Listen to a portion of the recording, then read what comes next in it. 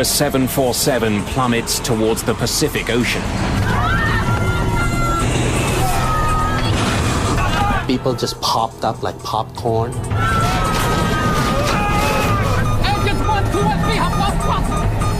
This airplane is totally out of control. It is going to crash. In 2 minutes, China Airlines Flight 006 drops 10 kilometers through the clouds. Airspeed 270, 280, 290. The plane begins to tear itself apart as it spirals towards the sea. I closed my eye. I thought I was gone. Altitude 15,000 feet, 12,000 feet, 10,000 feet. Emergency, emergency.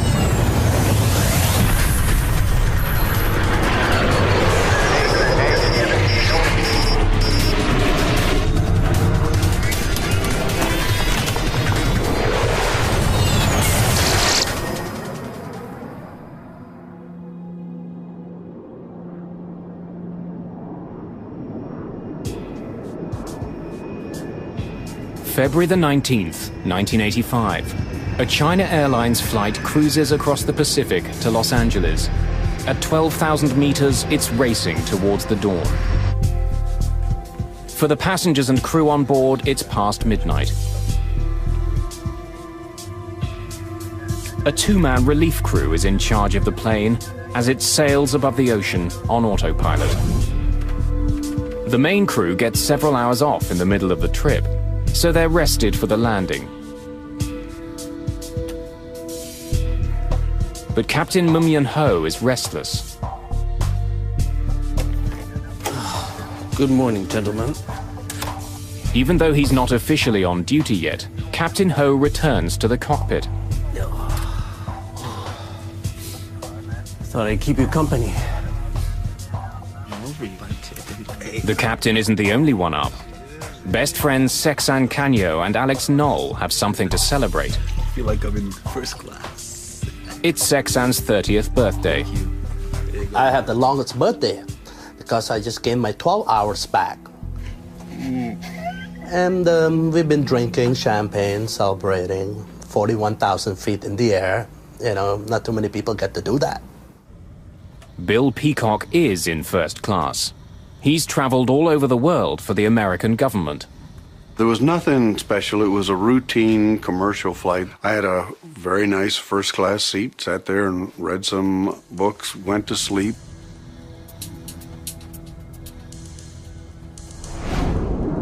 By now, the plane is nearing the coast of California.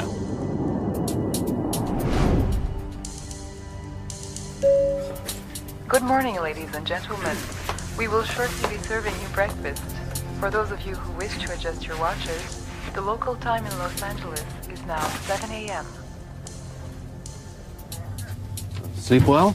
Very well, sir. Thank you. Good morning, Captain. After their 5-hour break, the flight crew is reunited in the cockpit.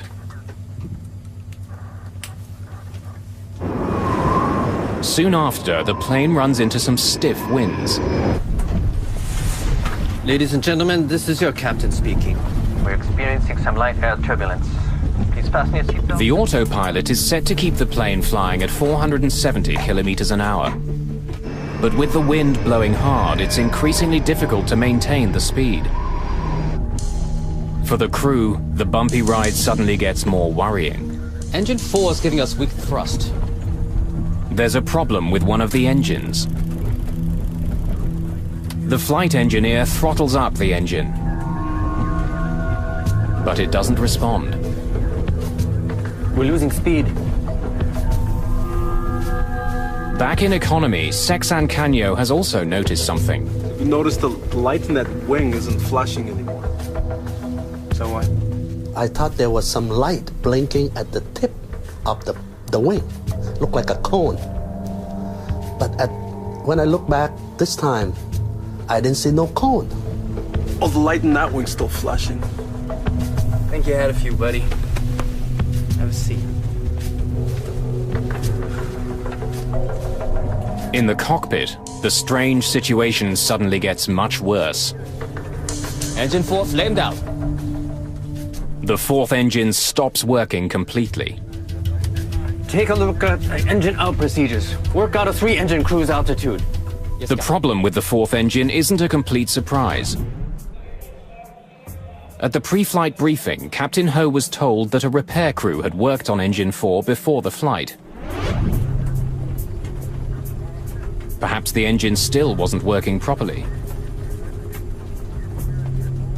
We had a snag advisor on engine 4 before we took off. Yes, sir. Maybe that's it. Without the fourth engine, the plane continues to slow down. Airspeed 240. Call Auckland Center and request a lower altitude. Auckland Center. Dynasty 006. Requesting new altitude. Dynasty 006, stand by.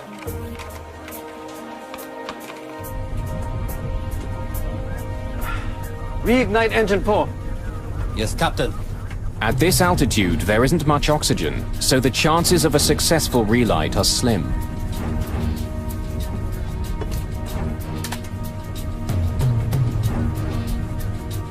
No response, Captain. As the crew try to restart their engine, their plane slowly begins to roll to the right. Dynasty 006, you're cleared to flight 240. We're banking right, Captain. Airspeed 230. As the plane continues to turn and slow down, it's in danger of stalling. Altitude hold off. Nose down. Hoping to increase his speed, Captain Ho tries pushing the plane's nose down. Nothing the crew does seems to help. Their jet is banking more and more steeply. Dynasty flight 006, Oakland Center, how do you hear me? Airspeed 220. We're banking right, Captain. I'm disengaging autopilot.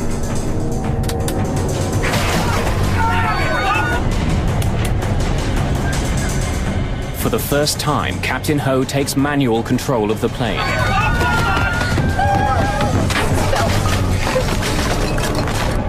He struggles with the controls, but the plane has veered into thick cloud, and he can't see the horizon as he tries to keep his jet level. I've lost ADI. The ADIs have malfunctioned. It's going out of limits. Just minutes after their fourth engine stopped working, the China Airlines flight suddenly stalls and begins falling from the sky.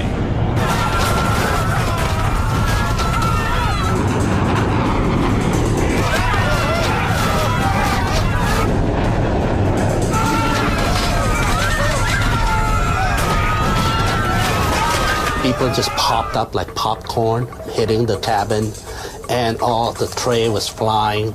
Hot tea, pots, noodles, and all the luggage in the compartment were hitting people. You could hear rivets popping. It sounded like bullets were hitting the outside of the aircraft, which, you know, we're out in the middle of the ocean. Nobody's shooting at us. At that time, we didn't know we were going to live or die. China Airlines Flight 006 is out of control and hurtling towards the ocean.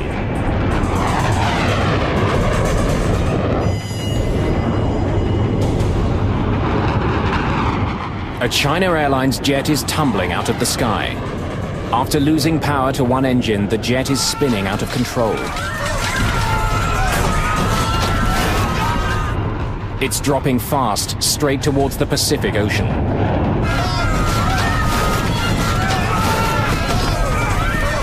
You can see the stewardesses, all these people who didn't have their seatbelt on, they were flying.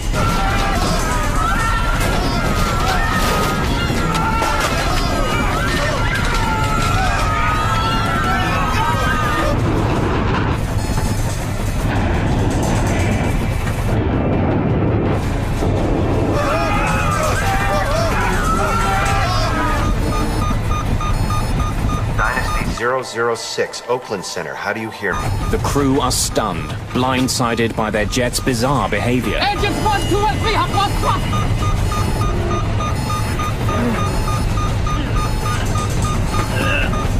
No response. Dynasty 006, Oakland Center, how do you hear me? Airspeed 270, 280. Dynasty 006, Oakland Center, how do you hear me? Struggling against the plane's wild motion, the flight engineer tries again to restart his fourth engine.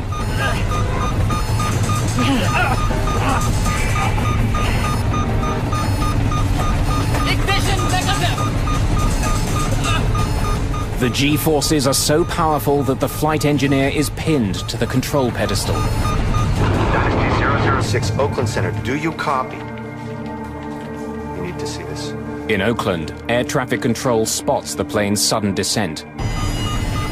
In a matter of seconds, the plane falls almost 3,000 meters.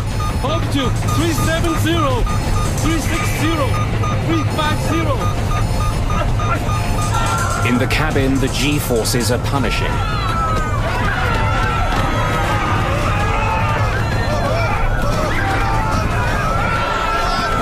I closed my eye. I thought I was gone. I thought the plane just blew up in the mid-air. The plane is about to exceed its maximum speed. Approaching VMO. Tumbling madly through the clouds, the 747 finally starts to pull out of its nosedive. As the plane rights itself, the G-forces change direction. The passengers are pressed to the floor, feeling 5 times their normal weight. I remember looking over at this dignified, older Chinese gentleman who was sitting across the aisle from me.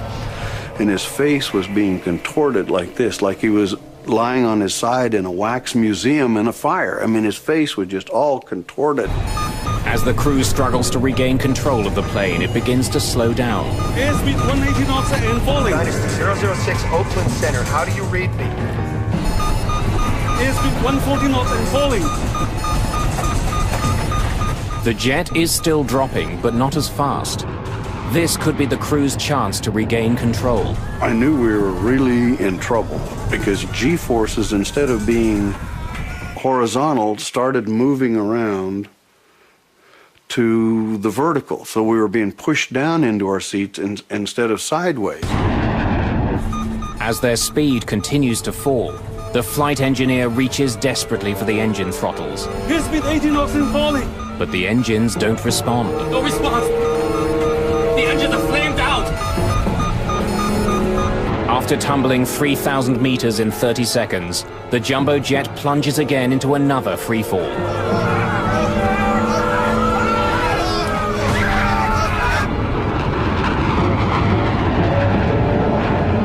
And the second time when it went down, this time it's plunge. I mean, it went down. The change is swift. Once again, the passengers feel pulled towards the nose of the plane. You know, this airplane is totally out of control. It is going to crash. And stuff. We're sliding around and flying around and shoved to one side and then shoved to another side. So it was kind of like being on a boat that the gear is broken loose and it's just going back and forth with the waves. Ugly.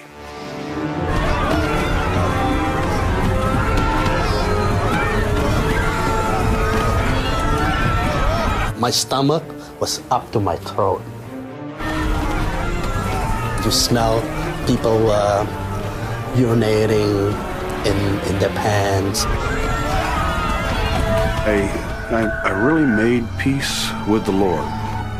And I said, to myself, I said, I've really had a wonderful life. If this is the end, I'm ready to do it. Altitude 250. Airspeed 290. As the plane spins towards the ocean, the airspeed increases rapidly.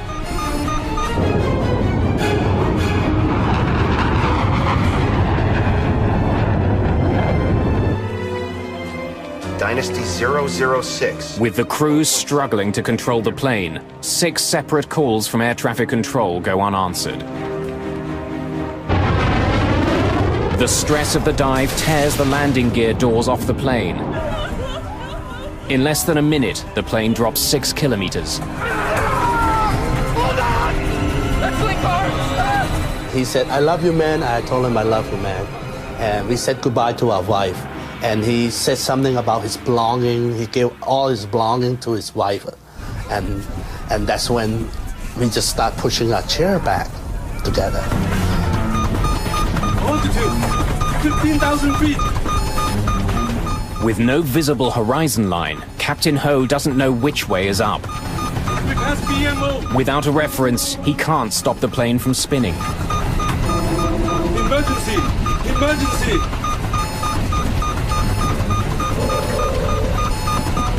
After blindly plunging thousands of meters, the plane finally breaks free from cloud. And when this thing was falling down, it looked like you have a magnifying glass and you went like that, and all of a sudden the white water break becoming closer and closer, faster and faster. It's like incredible, and we thought we were going to die. Altitude, 12,000 feet. As he struggles for control, Captain Ho has only 30 seconds before his crippled plane smashes into the ocean.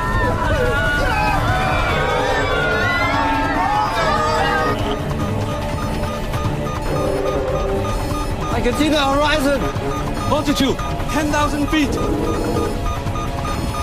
For the first time since beginning his harrowing descent, the captain can now use the horizon line as a reference in leveling the plane. As he tries to pull the plane out of its dive, the passengers pay the price. Their bodies are forced into their seats, battered by another dramatic change in direction. You know, the G-force was so strong, and I weighed 200 pounds, so my weight was almost 1,200 pounds. It's a race against time, and the plane starts to win. ADI is coming back. As the plane finally begins to level, the attitude indicators return to normal. ADI is coming in. More importantly, as mysteriously as the incident began, 3 of the plane's engines regain power. Engines 1, 2, and 3 are coming back. Engine 4 still negative. Reignite engine 4. Yes, Captain.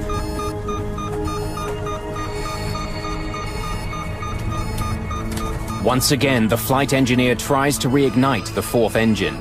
But this time... Engine 4 reignited. For the first time in minutes, the plane is flying under control. They saved the airplane.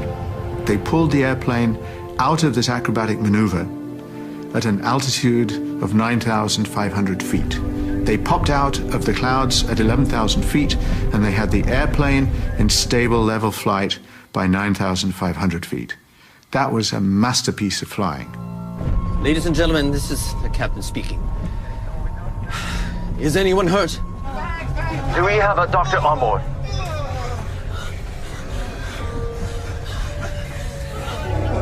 There's a gentleman sitting behind me, all splattered with blood from hitting the compartment. So we kept flying, and next thing I knew that the whole plane was quiet, real quiet. Nobody talked very much. If they talk, we're whispering, because we don't know, we still don't know we're going to live or die. Dynasty 006 fell off my screen, but she's back now. A new controller, Brian Campbell, has taken over control of Dynasty 006. Dynasty 006, Oakland Center, do you hear me? Can you fly the plane? 006, we are flamed out. We are... Emergency. We are 9,000. 9,000. Roger, roger. We have radar contact. Oakland Center, Dynasty 006, we can control the aircraft. Roger, roger. Less than 10 minutes after the start of their problems, everything seems normal again. Request radar vectors to return to course. There really is nothing I can do to assist. He's the pilot, he's flying the airplane. I'm going to give him a safe altitude to descend to. I'm giving him a destination. It appeared to me that he was well in control of his aircraft. Dynasty 006, Oakland Center. Are you declaring an emergency? Do you want to divert to San Francisco? Negative, Oakland Center. Condition normal now. We will continue to Los Angeles. Dynasty Air traffic control clears the plane to climb to 10,500 meters. But a new problem soon arises. Roger, Oakland Center. Captain, our landing gear is down and warm. Can you bring them up? Negative. The hydraulic fluid in System 1 is empty. For some reason, the plane's landing gear is down. Hydraulic fluid, which controls the gear and many other parts of the plane, is also leaking away. Oakland Center, Dynasty 006. Request new clearance to maintain flight level 270. Dynasty 006, Oakland Center. Do you have injuries?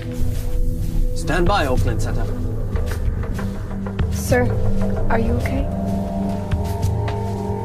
My head. One passenger has suffered serious injuries, and 24 others have cuts and bruises. 006. We have at least 2 injuries on board.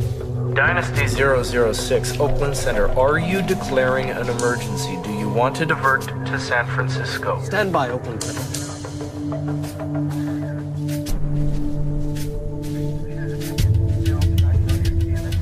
Oakland Center, Dynasty 006. We're declaring an emergency. We request a direct route to San Francisco. Well, they cleared all the other airplanes out of the way. They gave him clear runway, so nobody was waiting. Didn't have to wait for anybody else. He went straight in for a landing. Dynasty 006, Oakland Center. You are now cleared. You are free to descend at pilot's discretion. Captain Ho not only has injuries on board, the plane itself has been severely damaged. His rear elevators, which help control the altitude of the plane, don't seem to be working. Without them, landing his jet safely will be extremely difficult. The problem is, it's a very big airplane and it responds very, very slowly, and you just might not do it before you run out of air. You might hit the ocean. What you need is a very cool head. Captain Ho must now land using varying amounts of engine thrust. After pulling the plane out of its terrifying dive, if he makes one mistake, Flight 006 could still end in disaster.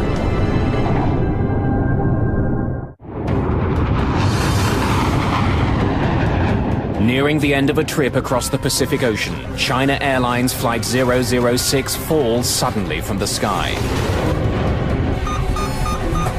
No response! The engines are flamed out! Emergency! Emergency! After a terrifying plunge, the crew manages to wrestle the plane level again. But the jet is badly crippled. The elevators aren't working. Without them, Captain Ho has to land mostly by reducing power to his engines. It's a controlled fall towards the runway. As we came in, we flew over the house in Atherton where I had lived, where my kids had been born. And I looked down and said, boy, this is fitting. If we don't make it down, or if this plane explodes on landing because it's been so badly torqued and ruptured, you know, at least I got to see that.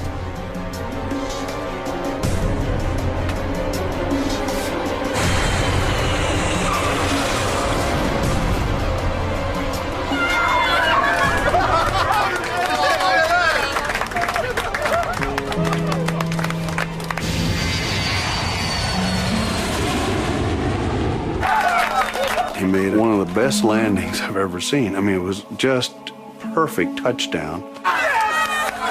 Ladies and gentlemen, this is Captain Ho speaking. Wishing you a safe journey. I hope you enjoyed our uneventful flight. Thank you for flying China Airlines. I thought he was a hero. He saved our life. I mean, how can we fell we didn't know how far we fell that time. And we thought he was a hero and everything was fine.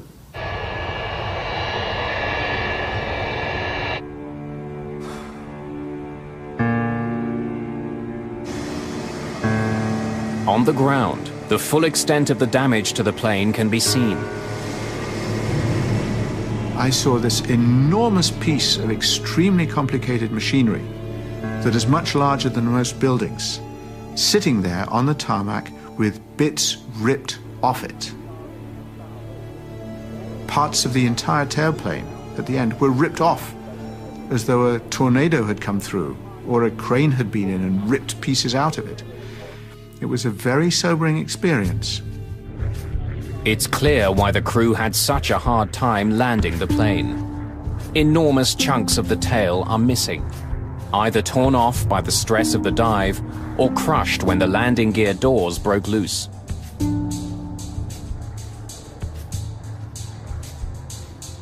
If the damage had been much more severe, the crew wouldn't have been able to regain control of their jet.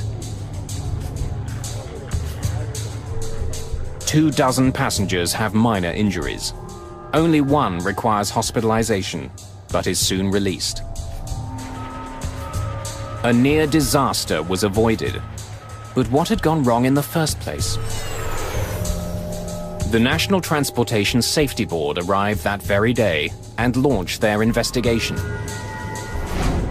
The cockpit voice recorder is sent to Washington, but it's designed to tape over itself every 30 minutes. None of what happened in the cockpit during the terrifying plunge from the sky remains. Without a cockpit voice recorder, we had to reconstruct what the crew said and how they interpreted things and what was going on in the cockpit to the best of our abilities with the other data that was available to us. A record of the plane's instrument activity during the flight has been captured by the flight data recorder. But again, the team runs into a problem. The flight data recorder experienced unprecedented stress during the dive. There were electrical interruptions too, which caused gaps in the recording. The FDR information will have to be recovered using painstaking techniques of reconstruction. It's a frustrating start to the investigation. Investigators begin with what they do have. Passengers and crew report that just before the failure of the jet's fourth engine, the plane flew through unexpected turbulence. Had this caused the engine to fail?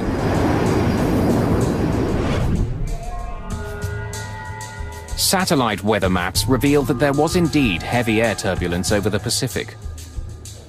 But it wasn't severe enough to cause engine failure. The jet's 4 engines are tested and studied. Even after the horrific dive through the sky, they're found to be in working order. However, given the previous history of problems with Engine 4, it receives particular scrutiny. They had an anomaly with one of the engines. They believed that the engine had flamed out or that there was something seriously wrong with the engine. The wear on a small throttle valve trimmer is measured. It's worn down by only 4/1000th of an inch, but that's enough to restrict the fuel flow to Engine 4. Engine 4 is giving us weak thrust. Investigators determined that at 12,000 meters, Engine 4 did indeed deliver weaker than normal thrust. It's known as a hung engine. The aircraft logbook reveals that Engine 4 had been written up on 2 previous occasions just the week before. Perhaps the engine wasn't properly fixed, which led to the China Airlines mishap. The NTSB decided to dig deeper into the history of maintenance on Engine 4. We had a snag advisor on Engine 4 before we took off. Yes, sir. Maybe that's it. But after weeks of investigation, the NTSB concludes that the engine didn't need to be replaced. All the repairs were done according to the book. A faulty engine was not the cause of the accident. And even with the loss of one engine, the plane shouldn't have been in immediate danger. Engine 4 flamed out. A 747 is designed to fly on only 3 engines. The loss of thrust on a 4-engine airplane is a minor event. It's an event, you have to take care of it, but the airplane is easily retrimmed and the airplane will fly on 3 engines with no difficulty. We're banking right, Captain. Airspeed 230. The airplane is perfectly capable of flying. It's not as efficient because it's got this big, round, drag-producing device out there, not producing any thrust. But given that it's not going to get quite so many miles per gallon, otherwise it's perfectly flyable. Take a look at engine out procedures. Work out a 3-engine cruise altitude. Yes, Captain. There are standard procedures to follow in the case of an engine failure, but the crew of the China Airlines flight hadn't followed them. They tried to reignite the engine immediately instead of descending. Reignite engine 4. Yes, Captain. They attempted to restart much too high. You are supposed to attempt to restart an engine only below 30,000 feet. They were at 41,000.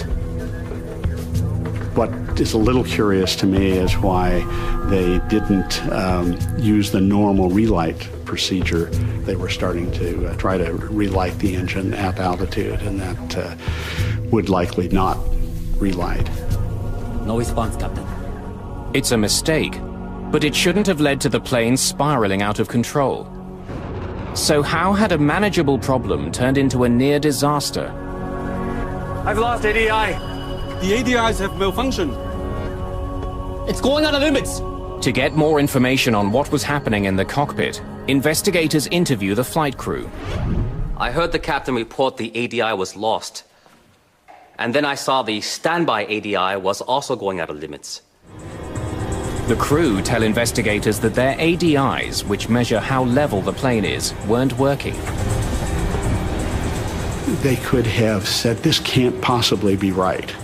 And looking at their indicators, can't possibly be right, and therefore they must have failed. The attitude indicator had indicated a position so implausible that it looked like it had to be a failed instrument. This couldn't be what the plane was really doing. But in fact, when the ADIs are studied by the NTSB, they're all found to be perfectly normal. When we started banking right, engine 4 was already flamed out. We started to descend faster, and engines 1, 2, and 3 also failed. Engines 1, 2, and 3 have lost thrust! NTSB investigators are even more confused when the crew tells them that all of their engines had failed. No response, Captain! With the exception of engine 4, the flight data recorder indicates that the other 3 engines were working the entire flight. Ignition negative! If the engines had all failed, there would have been a host of other problems, such as cabin depressurization, but that didn't happen. Engines 1, 2, and 3 are coming back. Finally, when we descended lower in altitude, 1, 2, and 3 came back, and we were able to reignite engine number 4. Engine 4 reignited. At the end of the dive, the crew had the plane under full power. It was a remarkable recovery. But to investigators, it's a puzzle. The story the crew is telling doesn't match up with the evidence they've uncovered.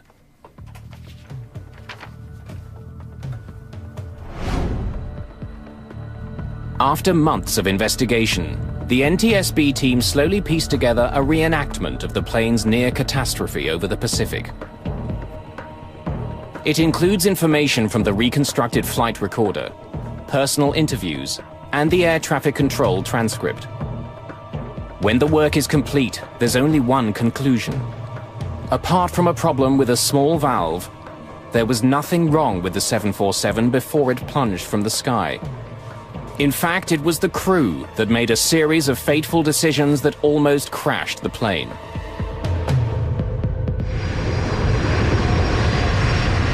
Just after 10 o'clock Pacific time, engine 4 starts to lose thrust. Engine 4 is giving us weak thrust. The flight engineer struggles to fix the problem. But investigators discover that he doesn't take one of the most basic steps he should have. He leaves the engine's bleed air valve on. The bleed air valve takes air generated by the engine to help cool the plane. When an engine isn't working properly, the valve is supposed to be closed, so the engine can use all available air to restart. It's a little puzzling that the flight engineer didn't shut off bleed air. And in my mind, the most likely reason for it is that he didn't expect to be told to restart the engine at 41,000 feet. And so when the captain instructed him to try some restarts, he just kind of wasn't ready with his checklist. He was doing something out of order. And that's why it didn't occur to him to shut down the bleed air. The end result is that the engine, which is slow to start, won't start at all. Unwittingly, the flight engineer has started a ticking clock. Engine 4 is slowly losing its ability to stay lit. We're losing speed. With more engine power on the left wing than the right, the China Airlines flight begins turning. In order to keep it from turning to the right, the proper thing to do would have been to step on the rudder. That would have produced a twisting force, so to speak, that would have overcome the imbalance of the engines. But instead of adjusting the rudder himself, Captain Ho continues to let the autopilot fly the jet. The autopilot is designed not to move the rudder. The autopilot can adjust the ailerons and spoilers on the plane's wings, but these flaps aren't strong enough to overcome the imbalance that the plane is experiencing. Without the help of the rudder, the plane's turn becomes steeper and steeper. Now, it's possible that he'd forgotten that the autopilot didn't use the rudder. He may have been assuming all along that the autopilot was just flying the airplane the way a human being would have, which it wasn't.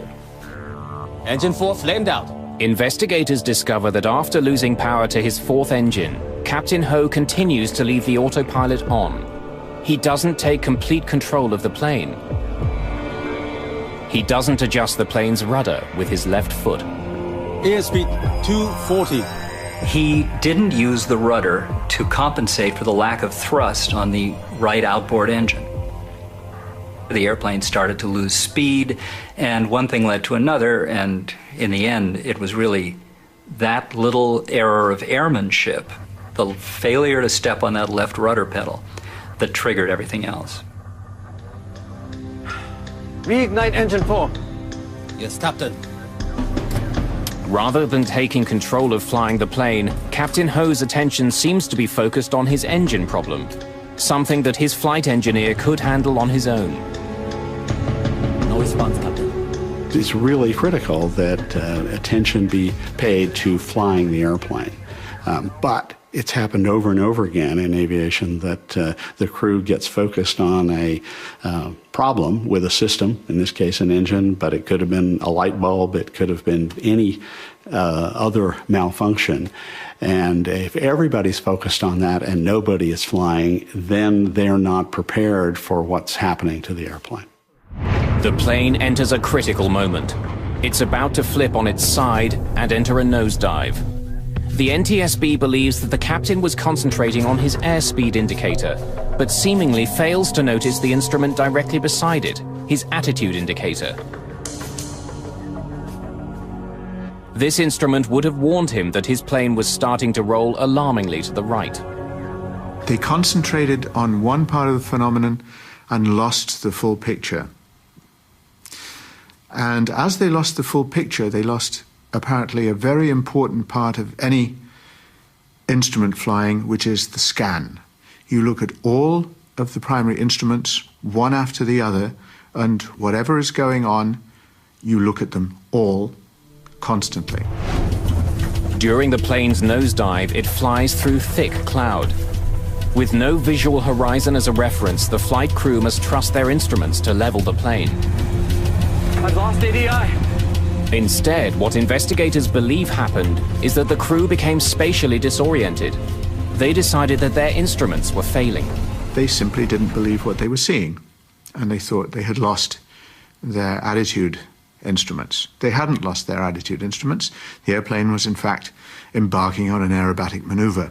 The most probable reason for all three crew members believing something so unlikely as that all attitude indicators could malfunction in the same way at the same time is that the way in which they malfunctioned was so unexpected and strange that it didn't seem to correspond to any possible thing that the airplane could be doing.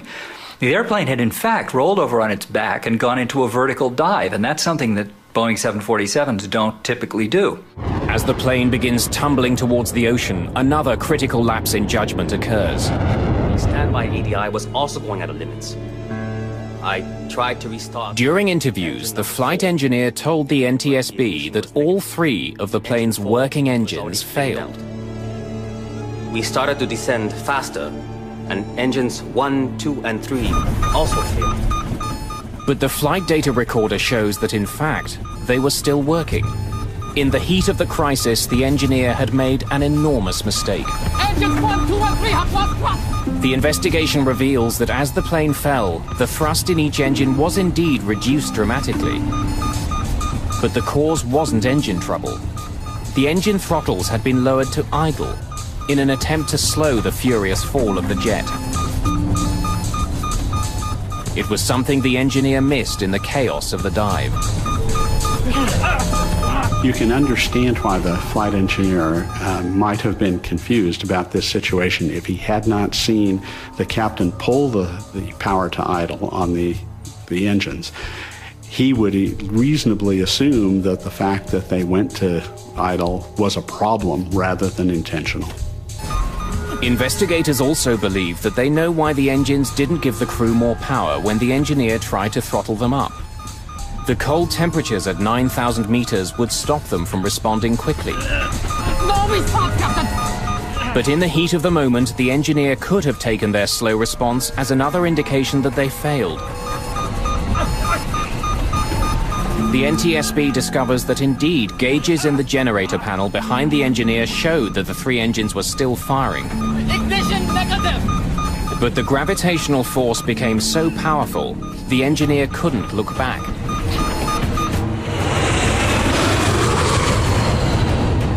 After months of painstaking recreation, the NTSB investigators believe they understand what happened inside the cockpit of China Airlines Flight 006.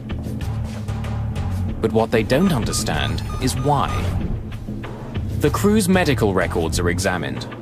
Was there something wrong with the captain that might explain the bizarre behavior? Nothing turns up. You know, that wasn't just the 3 Stooges who, won a trip on a 747 or something. It was a trained crew, highly experienced, thousands of hours. How could an experienced crew make so many fundamental mistakes? The investigators find the answers in the hours before the incident. What they uncover is a potential danger that affects pilots around the world.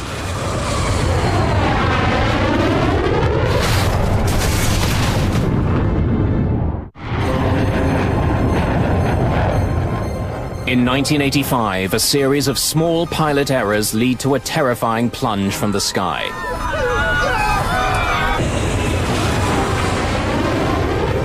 Spinning wildly out of control, a China Airlines flight tumbled 10 kilometers towards the Pacific Ocean. By the time the crew regained control, the plane was badly damaged. Amazingly, everyone on board survived. Investigators have uncovered a series of mistakes which nearly led to the death of everyone on board China Airlines Flight 006. But how could an experienced, well-trained and healthy crew make so many mistakes? The NTSB team decides to examine all of the factors affecting human behavior, including a new field of research. For the first time, as far as I know, in a report, the circadian rhythms, the biorhythms, the day and night functioning of the body was seriously taken into account as a possible explanation of why an extremely experienced Boeing 747 captain didn't notice things that to other pilots might have seemed obvious, such as the fact that his airplane was busy flipping on his back when he was attempting to deal with an engine problem. Although Captain Ho had the required 15 hours off duty before flying that day, the NTSB investigators take a closer look at the captain's schedule before the night of the flight. I do not think I was fatigued. I can't say I slept well during the flight. This accident occurred at what would be about 2 a.m. local time. And that's pretty significant. Most people are asleep around 2 a.m. So this incident occurred at a point in his what are called circadian rhythms in his body clock, where he would be at his deepest sleep. I remember also that he had gone back there was a crew rest area on the 747, and he said he'd rested for 5 hours and slept for 2. But another thing I remember from his interview is he said, you never really sleep well on the airplane. Captain never sleep well during a flight. I worked many years for this airline, but I never have this problem before. That seemed like a very true statement. You know, it's hard to get a really solid sleep on the airplane, particularly if you're the person in command, as he was. So, putting it all together, we saw this was an experienced crew, a qualified crew, and they were flying on a schedule that would make them susceptible to some of the negative or adverse effects of fatigue. During 6 flights in the previous 6 days, Captain Ho had covered a total of 18 time zones. Thought I'd keep you company. The NTSB research suggests that desynchronisis, or jet lag, may have been a cause. And I think all these factors certainly would have contributed to his performing at less than his full potential at the time. Investigators also take a closer look at the very machinery that is supposed to make long-distance flying easier. Take a look at engine out procedures. Work out a 3-engine cruise altitude. Yes, Captain. We have people in the front of airplanes because we believe that in circumstances which nobody has foreseen, the human being in the front of the airplane can react creatively, can solve a problem that nobody has thought about before in real time. And automation can't solve problems that nobody has thought about before in real time in quite the same way. The NTSB concludes that possibly fatigued from air travel and bored by the monotony of his tasks. We're banking right, Captain. I'm disengaging autopilot. The captain relied on his autopilot for too long. When he should have taken direct control, he hesitated, trusting his systems. That is obviously a failure. The crew didn't behave as they should have behaved. Pilot error.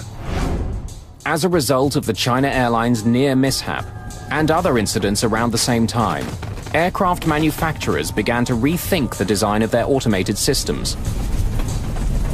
The idea of the automation is that it's going to help the human do the human's job.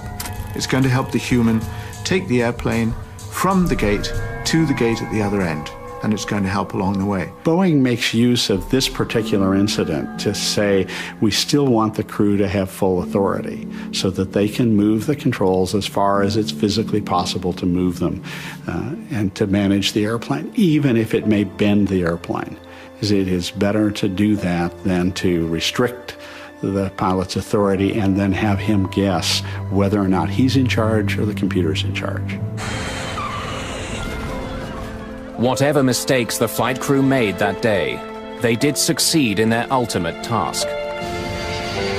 They flew the airplane well. They did an excellent job with the approach afterward. They were careful with the airplane. They knew the airplane had been damaged. They didn't know the severity of it.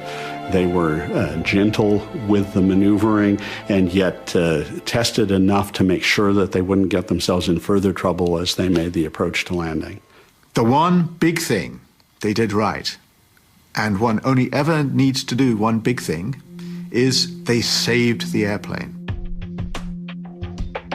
And in principle, that's all you ever need to do right when something happens to your airplane. You need to save the airplane and you need to save the passengers, and that's what they did.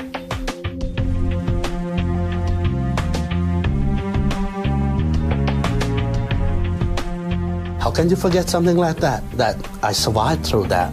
So it's hard for me to forget that I was lucky and it wasn't my time yet. The pilot saved our lives. He got us into it, but he got us out of it. And perhaps there was one other hero that day, the Boeing 747 itself. It was put through maneuvers and stresses that far outweighed its known limits. And yet, despite it all, the aircraft survived and landed safely.